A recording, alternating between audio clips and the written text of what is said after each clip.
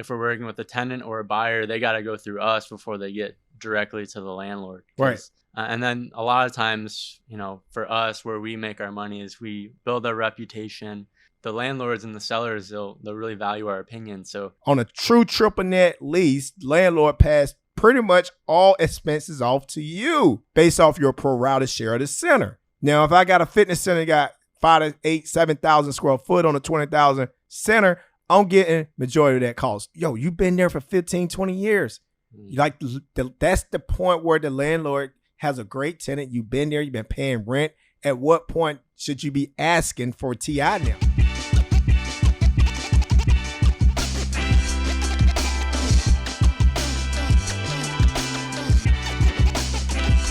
What's going on, everyone? Welcome back to the Dearonne Bethea DB Business Blueprint podcast, man. We are pumped up here. We back.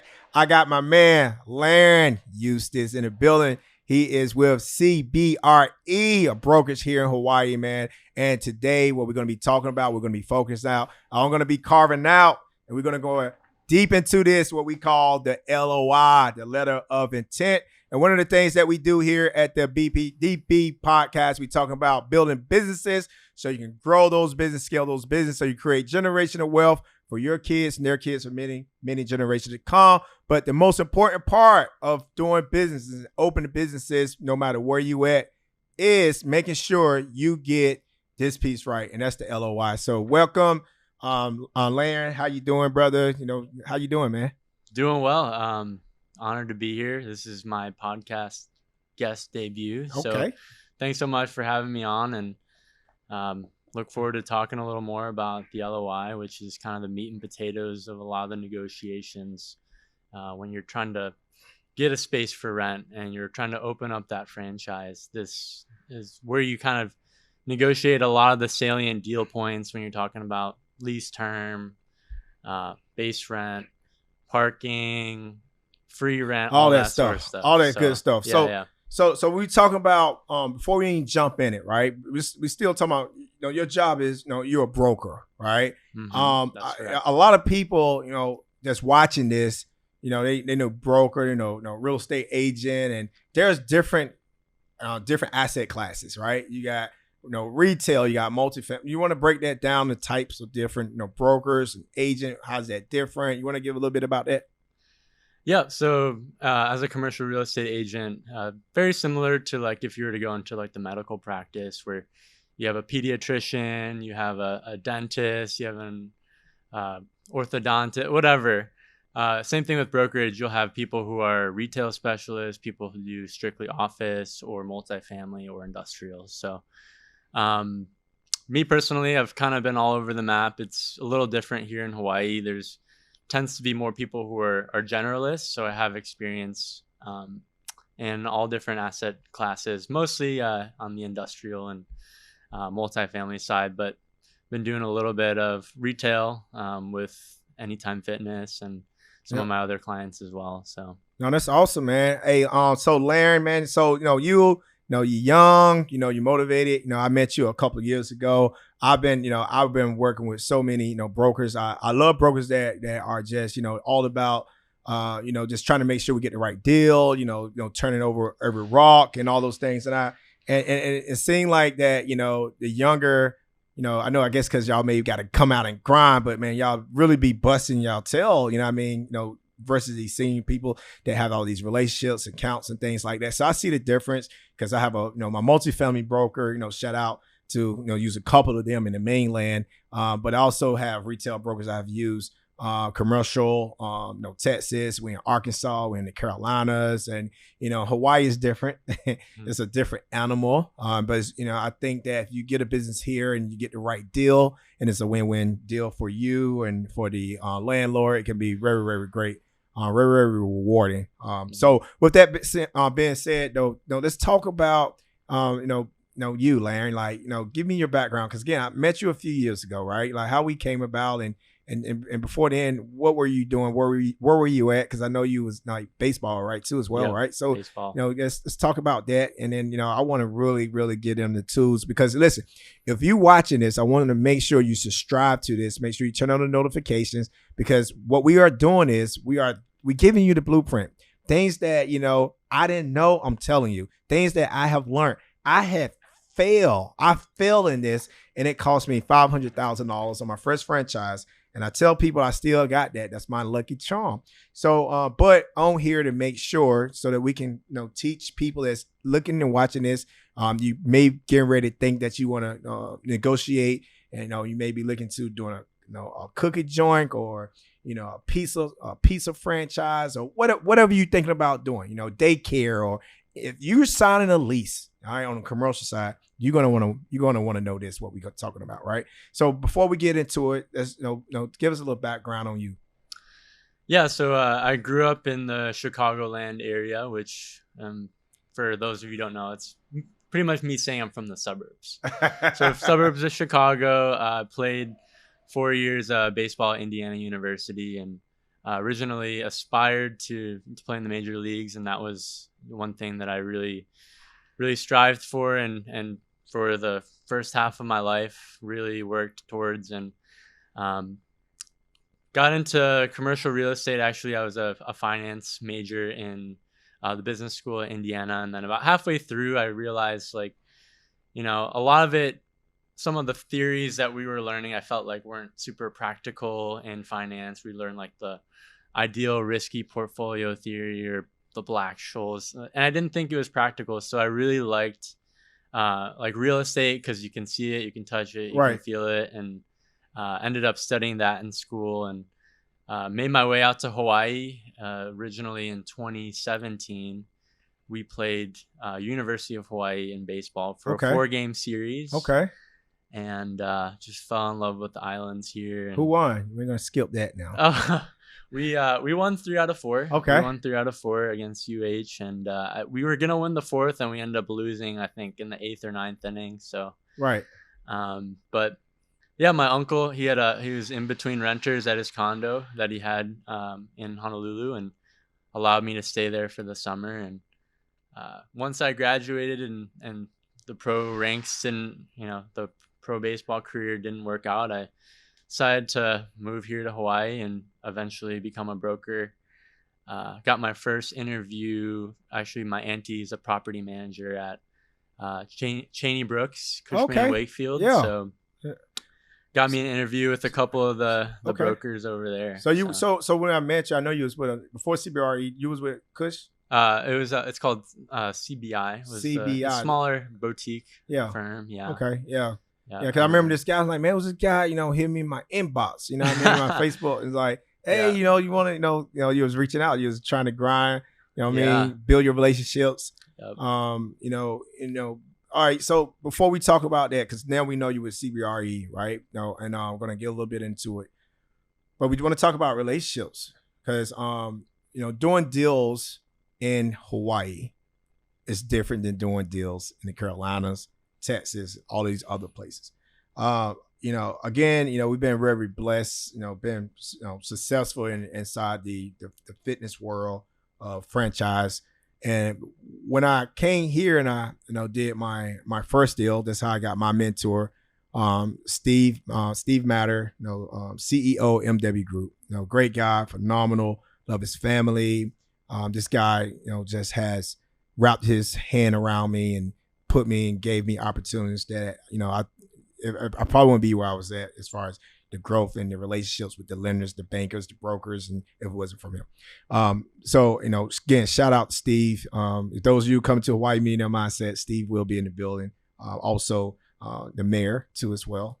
All be here, come out, support us. But, I want to go into relationships because Steve was my first mentor that I got when I got to the island, which was, one of the top, real estate guys here in Hawaii. And one of the things that I've learned was when I was doing deals, and I did a deal with Steve, and we did our first deal with him in IL, and I went to his office. And, when I went to his office, I said, hey, would you mentor me, blah, blah, blah. But anyway, he came my mentor. Mm-hmm. Fast forward, all these years, almost 9 years, whatever we go, me and Steve are really close. But we're talking about relationships. And one of the things that I know that's different is when I do a deal in, say, Texas or North Carolina, is all black and white. It is like it's black and white deal. Where that Hawaii seemed to be, I know it's more like relationship. They want to know who you are, things like that. And I think that's pretty cool because, at the end of the day, it could be black and white or, I haven't even met none of my landlords, in the mainland for the most part. Now, what I'm saying, I want to know because now I feel like I bring so much more to the table to help them. I'm like, hey, this is a true partnership. But in Hawaii, I want to stay here because of that, because of the relationship, because of all those things. But talk about, some of those things as far as why is that so important?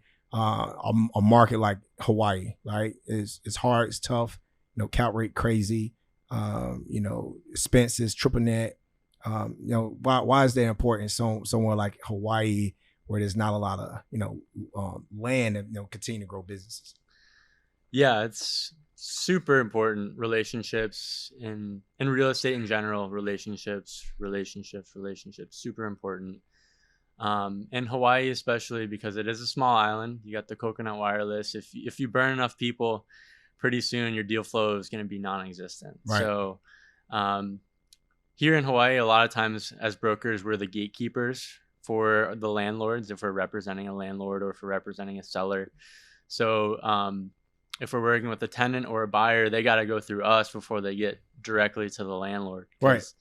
And then a lot of times, for us, where we make our money is we build our reputation, and the landlords and the sellers, they'll really value our opinion. So if we have someone come in that, maybe could be shaky, or we've heard that they've burned a couple people around town, well, right, we're going to let them know. That way we can just be transparent with them and right, let them know, if they are offering a market deal, that we might need to be a little careful. So especially here in Hawaii, you just got to make sure that you keep a good name, have a good reputation, and right. And have those values, have the value system. Do what you say you do. Handshake, I think like during there, we got a deal together right now with a landlord that, we're not going to disclose it at this time, but we got a deal, and the deal is, I think it's done. There's no legal paperwork that has right now, but we have came to terms on a deal, and we are both moving forward to go ahead and get that because, we said, hey, we're going to do this deal. So, and I like that. You can't transact like that. If I was doing this in Texas or, I was in Virginia doing a deal, it's like, nah, man, we kind of like, hey, we know this deal is done. So we are moving forward. So with that being said, let's talk about the market out here, or just not just Hawaii. Let's talk terms of the market. Now, what are some things that Hawaii, let's say Hawaii because where we at, things that demographics, some of the things that people should be looking for, where they in Hawaii market, the Carolinas, or whatever the case may be, Midwest. Like, what are some things to determine when going into a market to open up their first business? Yeah, so here in Hawaii, as you probably know, construction costs super expensive, land is very expensive. So, and they're not making any more of it. We're on an island, so Right. Supply is constrained. So for those, if you're moving from the mainland to Hawaii, you really have to be cognizant of that. Whatever prices you're used to, just expect that you might see potentially double the price, triple the price, as you may know. Yeah. Price per square foot on build outs, just pretty crazy. Property taxes are through the roof. I would definitely say, in business, what I'm saying, it's a whole lot of different factors, even with payrolls continue to go up every year, payroll go up. Electricity went up 25 or 20%. It was crazy. Property taxes continue to rise. There's a lot of things that which forces the inflation here, and it's hard for business owners here because as the prices continue to rise, you have to pass those costs to the consumers. And then, in order for you to pay a decent wage, so, we know Hawaii is by far one of the most expensive states to live in. And it's great. Our team has been really successful with being able to create jobs, create opportunities, and then going to shout out my team, Bands and Brothers Investment Group, Jerome, Julian, Broderick, Hawaii SBA owners of the year for 2023, which I'm super proud of those guys, being here, working, transacting in good faith and, doing what we're supposed to do and things like that. But in business and, wherever you're going, whether you're watching this and you're looking somewhere to get into business, I always tell you, go where the jobs are going, because when the jobs go, people go. That also help with, when jobs got strong demographics, things to look at: household income, population growth. Those are like your number one and two key matrix, and making sure location. All right. Where is that location position in the center? Where is it? It's on the front road or main road. You're going to pay for it. You want to be on the front road with all the bells and whistles and all that. That's when I was saying that the prices are triple. But you can be on that second floor or around the corner on the end cap or whatever the case. You're still going to pay double than what, we used to in the mainland.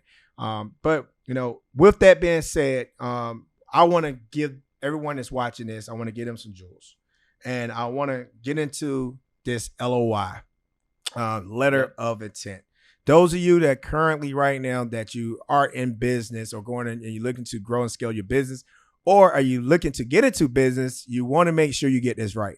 So make sure you subscribe, turn on your notifications, and watch this. I want you to rewind it. I want you to understand what we're talking about. We're going to talk some terms, lingos, and things like that. I want you to understand it because by far it's the most important thing on your performer.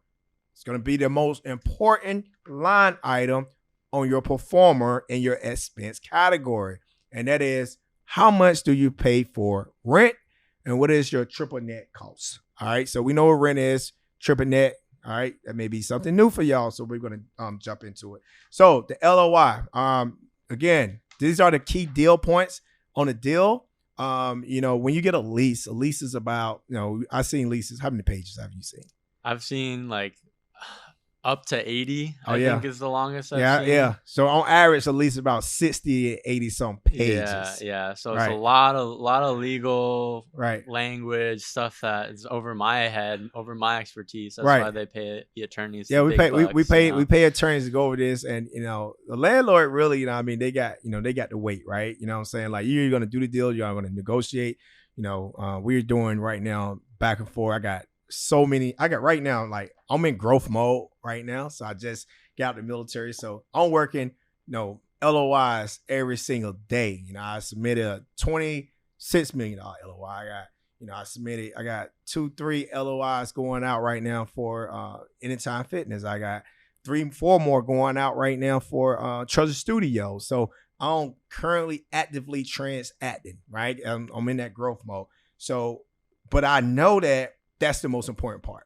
That's why that's my job. That's my job. That's how I get paid right there, CEO. Even though I got systems, processes, and all those things, I'm a visionary. I'm all those things, right? However, though, my most important role that I feel that most people mess up, the ones that I've seen, the ones that I help, is here in the LOI, the letter of intent. I'm going to break it down. Let's get into it, a letter of intent. I'm looking at one right now, all right? And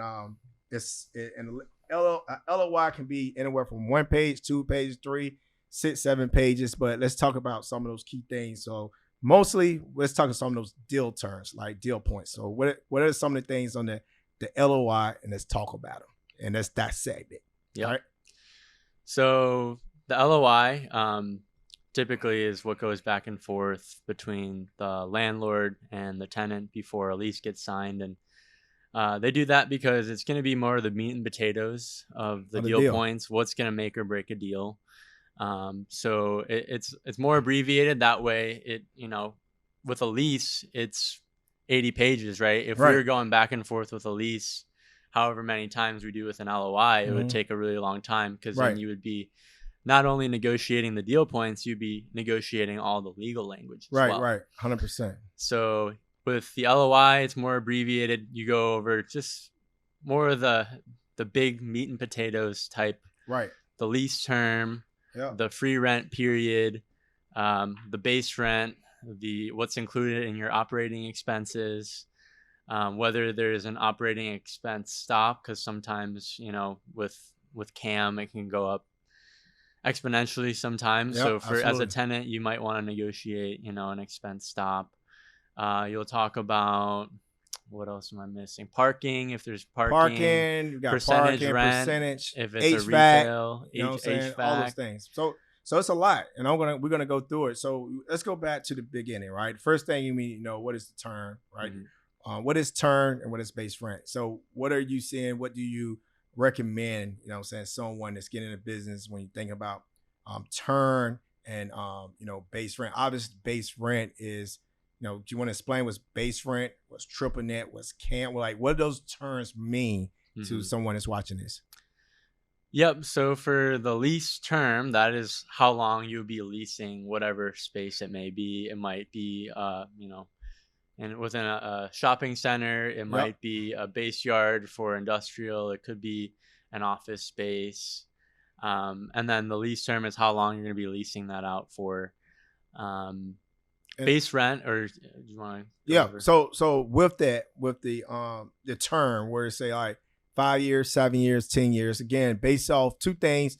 It could be based off, your performer, but if you're a franchisee, you're also signing another person guarantee that you make sure you ask, if you're a franchise, is there a person guarantee that you're signing, and is there a term? Because what you want to do, you also want to try to match up the term with your franchise agreement along with your terms to your lease agreement. And one thing too to note, different states, depending on what state you're in. Here in Hawaii, if you do something more than 5 years, you get hit with a convenience tax. You know what I mean? That could be good or bad. I use it as a tactic. You know what I'm saying? I pay a couple $1,000s, but I use a negotiation to get long term so I can fix my rent, things like that. So that's kind of like that's my playbook. I know a lot of other people, what they do is they'll just do 5 years with, with some option periods or whatever the case may be, so they can give around. But, with costs and everything continue to rise, I like to try to use that to negotiate a lot of free rent and things like that. So you talk about so that's turn, right? And then we, base rent is simple, like how much money to go to the landlord, right? Like that's base rent, right? That's your base rent.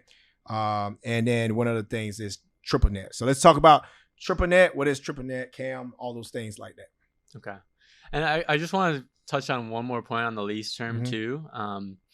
For the tenants that I've worked with, your lease term is going to depend based on, a lot of times, with if you have build out costs. If you're not getting that covered by the landlord, you might want to have a longer term. That way you can get your payback period. Like for example, with like Anytime Fitness, you're buying all this equipment, you're getting a loan maybe to do the build out.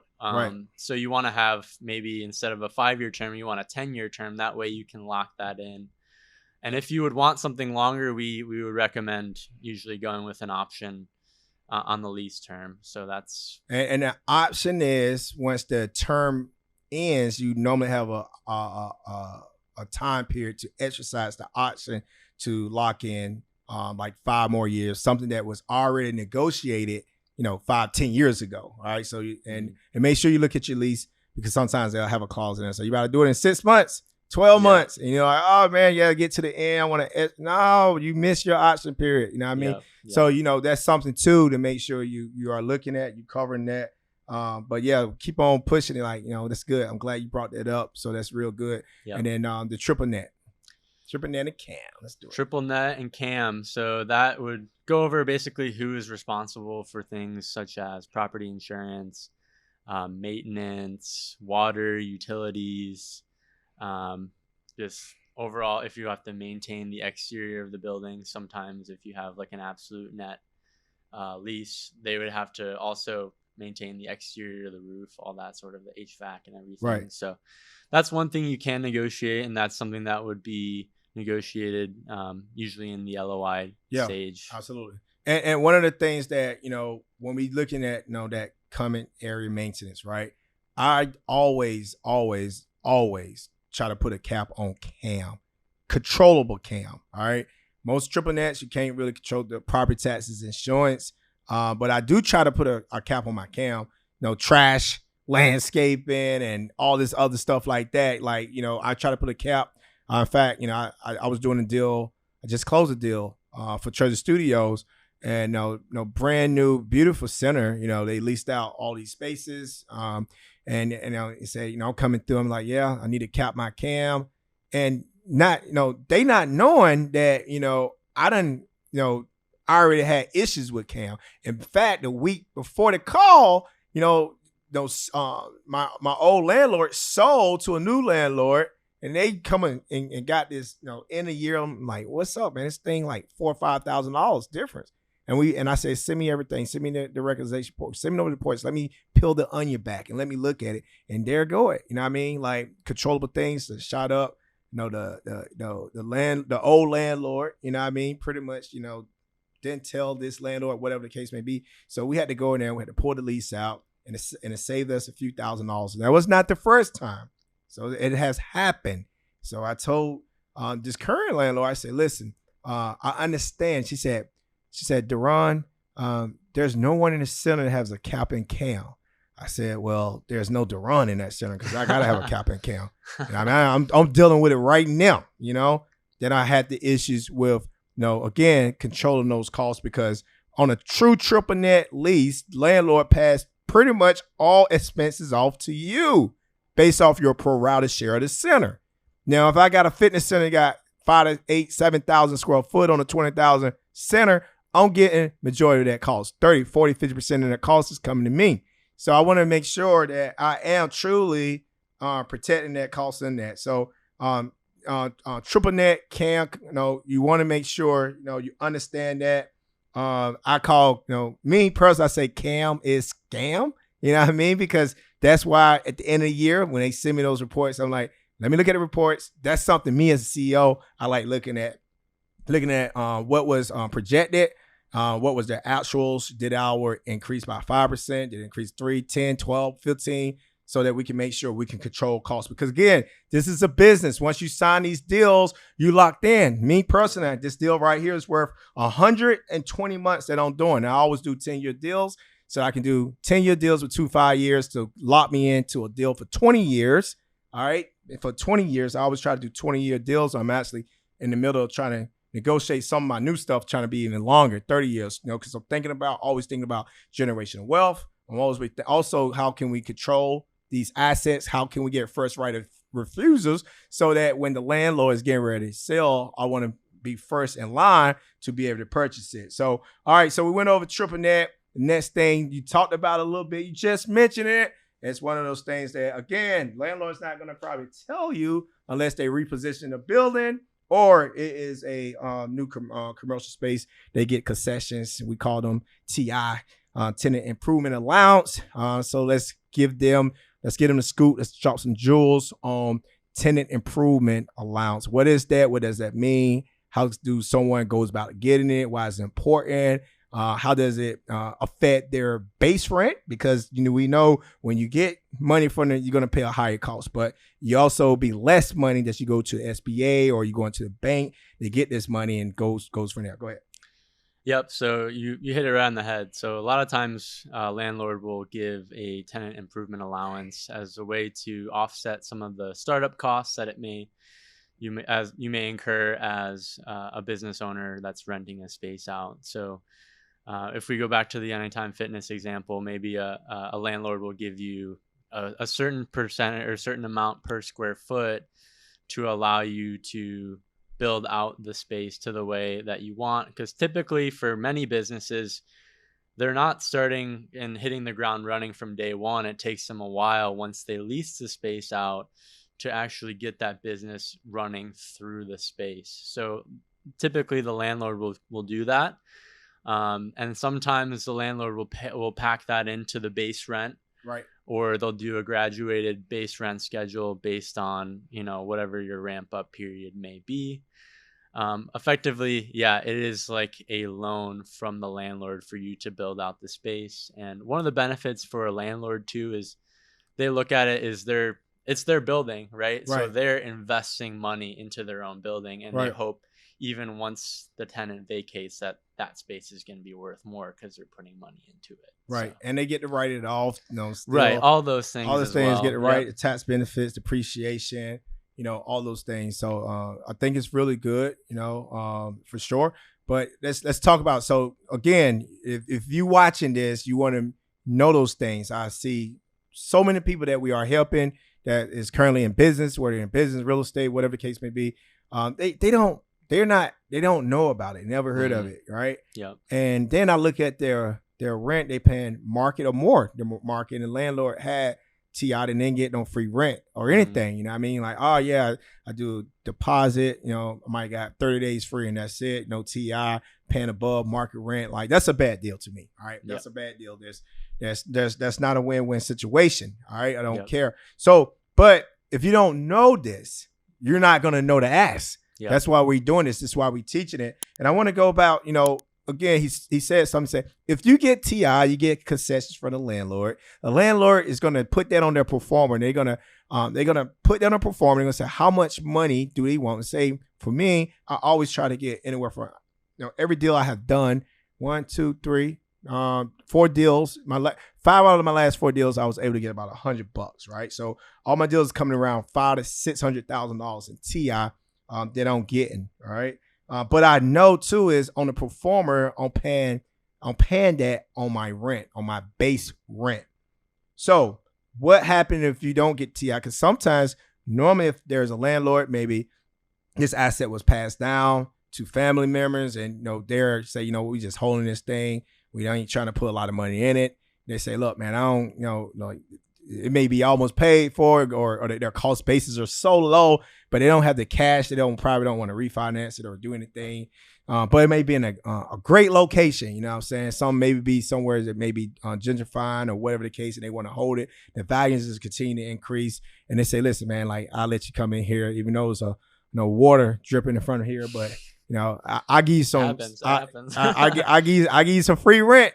And I give you not just free rent, but I give you a lot of free rent. And that's a tool, a bargaining tool that you can use, right? If there is no TI, maybe there's no TI, then there should be some type of free, base rent that's out there. But again, every market is different. You know what I mean? Because, that's all day in North Carolina. But here in Hawaii, it was like, whatever, you know what I mean? I'm sitting on a jewel, you know what I mean? Like, they don't want to put money. I don't put no money. I ain't gonna give you no TI, go kick rocks, whatever the case may be. But if you can get it, get it. I would tell you it's much easier to get in that. 2 ways, definitely mainland, new construction, buildings that been purchased and repositioned. There's always, normally some TI they'll put in their performer.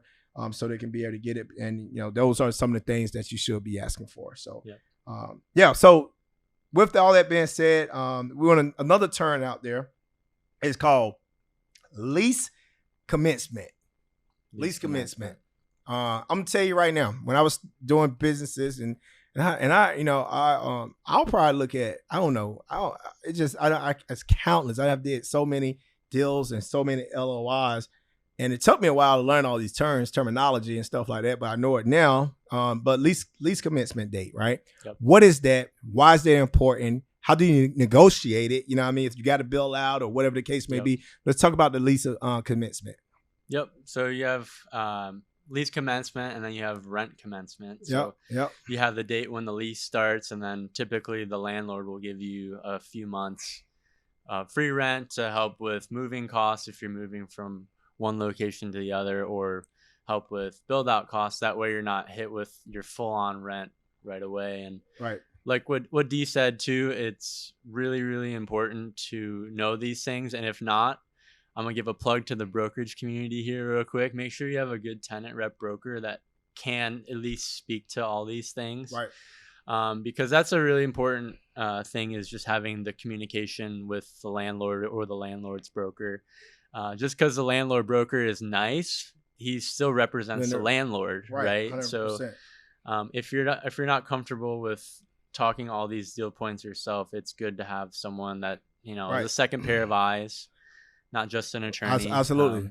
And I want to go back real quick, because that's probably one of the most important things, is knowing the difference. All right, you driving in your car and you see the sign say this space for lease. You call it, you get the landlord broker. And you start, that's your guy. That's who representing you, the landlord. You know what I mean? No, man, you got to go out and get a tenant. Someone is representing you Yep. All right, because they're gonna have your best interest. With the landlord, gonna have the best interest in that. So make sure you get a broker that's representing you, the tenant.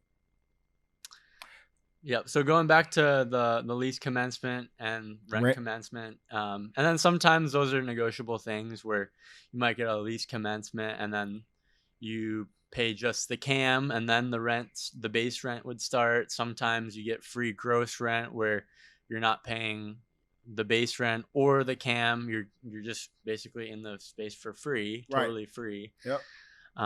And those are all things that you can negotiate, and usually we would negotiate in the LOI phase. Yes, absolutely. And then there's another one. All right, you say, all right, you got your rent commencement, lease commencement, all right, and then rent abatement, easy word for free rent. Free rent. Yeah. Depending on who you talk to, if you're talking to a tenant, you say free rent. If you're on the landlord side and you're trying to ask the landlord to give free rent, you say rent abatement. It sounds a little smoother. Yes, absolutely. Yeah, it's a little easier way to ask for free rent. For security deposits, what someone should be looking to as far as like determining how much money they should put on their performer when determining the security deposit for a space. Security deposit, sometimes the landlord will look at financials before they give you an amount that they want for security deposit. Right. Just for a rule of thumb, I'd say 1 month for a security deposit of gross rent is usually good. Sometimes, there's a delay in, when you get the space delivered and when you actually like open for business. So sometimes we can do like half security deposit due upon lease execution, half due upon open for business. Sometimes we'll do it that way. But rule of thumb, I would say, like 1 month. Right. Usually for the ones that I've done. Right. And as we continue to digest, all right, or dissect this LOI, all right, that's what we're doing. We're dissecting this LOI. And it's very important. Again, these are things that I didn't know. And these are things a lot of people don't know. That's why they go out and hire these brokers. But you got to understand how all these terms, what they mean and things. We want to give you the art of the deal. Let's talk about, in there, there's a space in there to talk about landlord responsibilities, what's tenant responsibilities. You know what I'm saying? That's kind of like you want to get a little bit in that. Yeah, landlord's responsibilities sometimes prior to the space getting delivered, you want the space in a certain condition.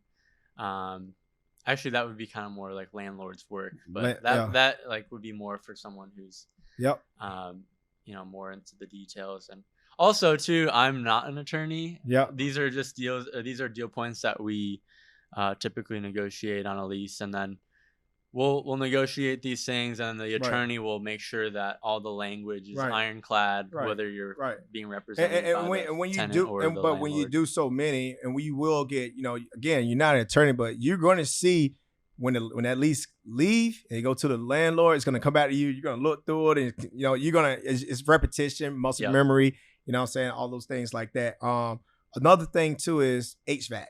I want to talk about HVAC because, again, when you're doing your bill out, all right, if you continue, like if you open up your next business where that is whatever the case, restaurant or whatever, one of your is 3 big costs in your bill out. You have your electrical, your plumbing, and your HVAC. And HVAC is expensive, on a 5,000, 6,000 square foot here, you're looking at a couple $100,000 of HVAC costs. So, it's again, these are some of the sticking points, you know what I mean? Because who's going to be responsible for the maintenance of the HVAC? Who's going to be responsible for putting the HVACs in there? They fix items to the building. I always think that the landlord should be responsible for is his. If I get kicked out, that HVAC stays with him or her. All right. But with that being said, they may be getting, you may get a space that's a gray shell, right? Yep. There is no HVAC, there's nothing. And they say, hey, I'm going to give you TI. And then you're like, all right, yeah, well, how much TI want to get? Are you going to get $20, $30? 30, 20, like that's your HVAC cost. That's it. Yeah. Right? So, he's giving you or she's giving you money or concessions so that you can use that to, build out your space. I always try, my technique is, try to get the landlord always be, totally responsible for the HVAC, make sure the HVAC in good working conditions. And I don't have no problems whatsoever maintaining that, because normally we have to get some type of service where it come out every quarterly or whatever the case may be. We keep those records just in case something happened. But the HVAC, I want you to, if you're watching this where you got a daycare, in fact, I had a friend, he reached out to me and helped negotiate their lease. And that's one of the things I'm like, man, like you paying, this, that. I'm looking at, I'm just shaking my head. But the business is doing so phenomenal, because that's what happened. Your business do so phenomenal, and you're like, man, that's nothing. They want to increase this, but you've been there for 15, 20 years. Like that's the point where the landlord has a great tenant. You've been there. You've been paying rent. At what point should you be asking for TI now? It's time to renegotiate. Mm-hmm. It's time to ask for new HVAC. You just told me you replaced 2. It wasn't even on your lease to replace it, but you assume that you were responsible for it because you didn't read the LOI, you did not read the lease agreement, you did not go over the lease agreement. So those are some of the things that I see in the community of young entrepreneurs that are, even the ones that got great successful business, they missing key points like this. So what are your thoughts with the HVAC in there? Yeah, so HVAC will be, it can be a salient deal point depending on, again, what type of space you're negotiating for. For like an industrial space, we don't see it as much of an issue because depending, if you just need storage space, really, who cares about the HVAC? Especially if you're in Hawaii and you can just, have your roll-up door up and just have the trade winds roll in. Right. And for office, many times the office will be, if it's a Class A office, they'll have central AC. But for like a retail space, that can be a pretty big deal. Who maintains it, if it's already installed, like right. What does that entail? And you'll get further into it in the lease on exactly who maintains what. And if it's already installed, what that may be. So absolutely. All right, absolutely. And let's go to as far as non-competes, because that's another part that what does that mean to when you see that in the LOI or the lease? They talk about having a exclusive or a non-compete. You're talking about like a radius, like clause? A radius clause. Yeah. Hey, you can't open another fitness center within 2, 3, 4 miles of this one and all those. Yeah. Yeah. So sometimes a landlord will have a radius clause in their lease because sometimes, say if you open up a coffee shop and then you are doing really, really well, and you open up a coffee shop that's a block away. The coffee shop in the existing center may get cannibalized by the other coffee shop. Right. So maybe the sales on the existing may go down 25%. And if you're a shopping center owner and you have percentage rents where, maybe they're hitting their natural break point, that means by you opening up another location, they make less money. Right. So they'll put that in there to make sure that you're not going to be right. Especially when, like what you just said, no percentage rent, right? Right. That's something that's it's normal to have percentage rent here in like Hawaii. I think Ala, that's what I think they got a lot of places that got percentage of rent on sales. Yeah. So they trying to protect their investment, right? Right. Like, hey, we gave you space, what I'm saying, blah blah blah, and you kill it. You may have a top number one, business in your sector, and then you just go open a business 2 miles down the road and things like that. But so with that, and I'm gonna go over some other small things, and these things that I'm calling out now is not really the meat and the potatoes of a deal point, but I will say that if you currently are starting out your first business and you don't have that strong brand, you want to make sure you have a pre-sale location or pre-sale spot. Make sure you have a pre-sale. You can negotiate that up front. Again, you may be in this center, around a corner, no cars not passing, and you forgot that you should have been at the front of the center. You should have asked for maybe a open space which would have been next door to the anchor tenant, or that may have been a Safeway or whatever the case may be. So you want to make sure you are asking for that. And insurance. I see that a lot. I was starting to see that a little bit more. I had a deal done in Kauai, and they asked me to have this crazy. It was like a $5 million umbrella insurance policy, and I'm like, I got a lot of insurance on me, all right, because I got a lot. I got a lot of insurance. It's unbelievable how much money I'm worth if I'm dead. You know what I mean? That's how much insurance I got, right? So, having that, knowing your insurance, I was doing a deal that's for $5 million life insurance. That's just one deal. I gotta think about all these deals. I got insurance on all the company. I got insurance and trust. It's crazy.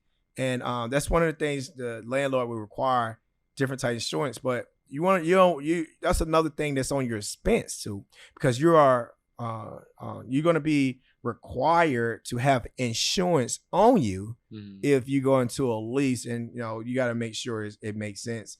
Just regular stuff and nothing crazy. I went back and said, hey, man, what's up with this $5 million? He said, hey, the landlord needed the bank telling him you need $5 million. I'm like, why? He said because of it's right in front of the ocean. Yeah. You know what I'm saying? I was like, okay, that ain't my problem. We got to figure that out. That's a high cost, right? So make sure you take your lease and you send that to your insurance company, your broker, and you get that quote. All right, so you can put that too on your performer, because that's another expense on your performer. All right. When I say performer, I'm talking about projections. So make sure you have that insurance cost. And what I did was it increased my insurance by $6,000 a year. All right. So I went back to the landlord and said, listen, hey man, this $6,000. And not only I sent all my insurance policies, all my fitness centers. I say, listen, I never had to have that. What can you do to help me with that? Say, D, we want to do the deal. I say, okay, what are we going to do then to make this deal happen? You're going to reduce your base rent. If you reduce my base rent, I purchase the insurance. So I gave it a quote. They reduced my base rent by $500, and that offset my cost. So those are some of the things that you should know when doing this for sure. Tenant responsibilities. Again, know what you are responsible for as a tenant. They're going to outline that for sure. Your financial, your conditions, and subleasing. That's a big one you want to jump into. Tell everyone what is subleasing. What is a sublease? Because I tell you, when in Hawaii, I see a lot of that going on here in Hawaii. Not so much in the mainland, but I see a lot of leasing here. Yep. And sublease is effectively you become the tenant would become the landlord, so to speak, and rent the space out to someone else that's not them. They're giving up their right to occupy the space, basically. And we see this happen for many different reasons. Sometimes it's because the business failed, but sometimes it's the opposite. Sometimes you need to sublease a space because you are growing so fast that you need to get into something bigger. Right. And you might not want to take that space that you already leased up, and it might not work for you anymore. So you want to find someone else to lease it from you. So that's usually something that as a tenant you would want. And it's options, flexibility, right? It's a flexibility thing. Yeah, because remember now, you're in this deal for 10 years, 5 years, 20 years. Yep. All right. Depending on your lease term, you want to have some flexibility, because you can be in a market where that is just, say for instance, you was barely making it, and then got 2-3 competitors move right beside you, and you get crushed. You was better making. You was probably making 15% margins, 10% margins, 8%, 5% margins, and you get competitors coming in there and you bleeding. Yep. And it's all right. Now you're cash flowing, right? Business fail because of cash flow. You gotta have cash flow. That's why I always talk. I always want to have cash flowing assets. I want to have multiple cash flowing assets so that I can make sure that I always have cash flow to survive. All right. This is, you have to survive. If you don't survive, if you don't have a cash flow, you will end up in a graveyard with your business. So that business will be terminated. So just make sure you have that flexibility, because that will give you the option, if you're in trouble, that you can easily sublease that space out to someone else. Yep. And you may make money off of it, right? You may got locked in there. Yeah, sometimes you could.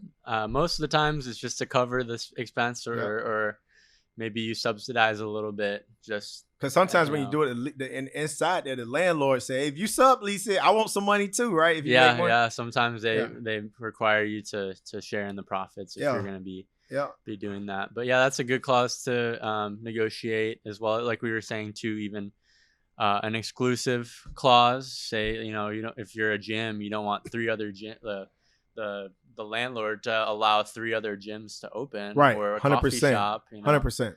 And if it's a big enough center, then it might be hard to avoid. If you're in like an Ala Moana, for example, right. They have several coffee shops, they have several clothing stores, right? Where they maybe they don't give you that. But if it's a smaller center, I think having an exclusive is to the tenant's benefit to have. Absolutely. Yeah. So it's one more one more deal point, and I think we're going to wrap this up, and that is the personal guarantee. What is that? I would tell you all day long, those of you who's watching this, one of the most important things. Remember, you're signing a lease. This is your, you putting your personal assets on the line. Especially if the landlord give you TI, like me, I'm getting $100 here and there. It's $500,000. They want to be able to protect that. But me personal, as the as the operator, I want to also protect my assets that I have. And so you want some things that you can do. I would tell you that most people get lease and they sign a lease. They don't know that they just sign saying that, if you can't pay this, we're coming after all your investments, your property, and all those things like that. So one of the things that, it is common to sign, this is not, it's like not common and all, but, depending on your financials, depending on did the landlord give you a ton of money and things like that, have you, whatever the case may be. But I will tell you this here, you can limit it, that guarantee. You want to try to limit or have a burn off, right? So let's talk about that, and let's talk about what's a limited guarantee, what is a burn off guarantee. What does that look like? Yeah, so once again, I'm going to say I'm not an attorney, but personal guarantee would allow the landlord to go after your personal assets if you were not able to fulfill the obligations of your lease, not paying the rent. And it's going to depend on the strength of you as an operator. So if you can show that you've operated several franchises before, they've all done well. We've had cases with D here where we show, okay, well, we have all these other locations. Therefore, we've shown that we're a top 2% operator, 1% operator. So we don't want to have a personal guarantee. And that'll depend, like you were saying too, if the landlord is putting a significant amount of TI allowance, or putting money into the space, that might lower your chances of them not having you sign a personal guarantee. But right. it's all dependent, right. For the tenant, obviously you would want to not have a personal guarantee needed, and then as a landlord, you would want to protect and make sure that the tenant would be liable if they weren't able to pay the rent. So awesome. Yeah. No, that's good, man. That's good. I appreciate that, man. Wait, as we wrap this up, you got anything like something like any nuggets or a favorite book or anything that you recommend someone watching this that may say, look, man, I want to do what you're doing, or is any resource, anything you want to share with the people watching? Oh shoot. I wish I had time to think about this one, but I think the best thing for me is just learning, like, from the school of hard knocks and just going out there and doing it. I've learned more going out and doing deals than I've learned from books, right, or maybe you learn something in a book, but it doesn't stick until you actually learn the hard lesson of right of doing a deal and failing. And absolutely. And just fail often, fail fast, learn from your mistakes. And Absolutely. even if you make a mistake, just be, I find if I make a mistake in a transaction, be transparent about it. Say, hey, I messed up. I think a lot of the big problems that I've had in deals have been when maybe I make a mistake, maybe a landlord makes a mistake. They don't want to admit it, and Right.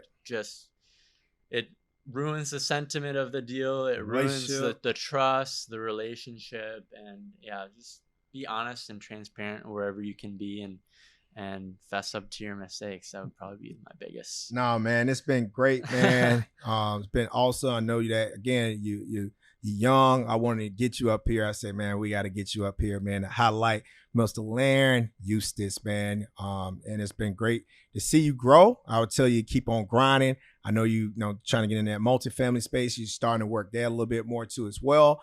And I know that you got a bright future. And just keep grinding, keep hustling, keep showing up. Be the hardest working motherfucker in the building. You know what I mean? Yep. Hey, with that being said, listen, check it out. I want y'all to really take heed of this. I want you to know someone right now that's watching this, that's getting ready to sign a lease, or they working and about to go into business, and say, listen, I just gave you the blueprint, right? Right then, I gave you the blueprint on the lease. This is the art of the deal. This is the most important part. Operations, you can figure that out, all right? You can't go back and change your deal points once this is signed. So make sure you share this. I want you to make sure you like it. I want you to strive. Turn on your notifications. We continue to grow. My goal is to build a community. I want to take everything I have learned. I've been doing this for 20 years. I've been investing 20 years. Business, real estate. I built a phenomenal portfolio. About $70 million in real estate, continue to grow. In fact, I leave out Monday because I always feel like I got to go take the first leap where we're going to invest in international markets. We're going to be going to Dubai. Our goal is to go there to purchase. They got some great real estate, just like how the U.S. was, 80, 100 years ago. It's like the gold rush was, what I'm saying? They have returns like crazy returns, 30% just doing construction. You can pass those off and things like that. But it is becoming a booming economy. I want to be a part of things that are booming. I want to emerging markets. I want to be a part of that. And I want to continue to learn so I can go teach my people, the people that's watching, the community that we are building as we continue to grow and scale our businesses, scale our community. Put people in the building. I've been in the Army for 20 plus years, and I always been teaching, I always been training. But when it comes to finances and real estate, and this is what really pushed me. And again, if you're watching this, please share this. It's important. There's someone watching this that knows someone right now that's working on a lease. And I would tell you that it's the most important part of the deal. You can't mess it up. Can't go back in time and say, oh, I forgot to ask about the HVAC. I forgot to ask to put a cap on cam. I forgot to ask for a limited personal guarantee. Once the deal is done, the deal is done. All right. Yes, that's it's with you. 5 years, 10 years, 7 years. That's what you're gonna go to sleep with. All right. These things right here, if it's done wrong, it will break up relationships. It will ruin households. So I would tell you it's super important to get your LOI right, and make sure you have a great attorney to review it as well. Use your attorney, someone that knows the market, that's in the market, and that's someone that's going to be transparent and have a great tenant broker, not a landlord broker. Make sure you get a tenant broker. All right. So with that being said, hey, look, thank y'all for joining us for the DB Business Blueprint Podcast, and I hope you see you July 10th through the 13th at the Hawaii Millionaire Mindset, where we're going to be talking more about this. I got my brokers coming out for my multifamily, my commercial brokers. They all here. Shout out to my boy too, Peter Grossman. All right, so Peter Grossman with CBRE, he's a great broker here too as well, man. Shout out to AJ, Nick, all those guys I work with. Byron Griffin out in Texas with GREA, Todd Franks, all y'all guys, man, have been hooking me up out there. And also my boy Bob Folsom has been representing me with Anytime Fitness, man. I deal with a whole lot. I got a lot of relationships with different brokers in different industries, man. But again, thank you for joining us. Make sure you share this. video. But y'all have a great week. See you next time. Peace.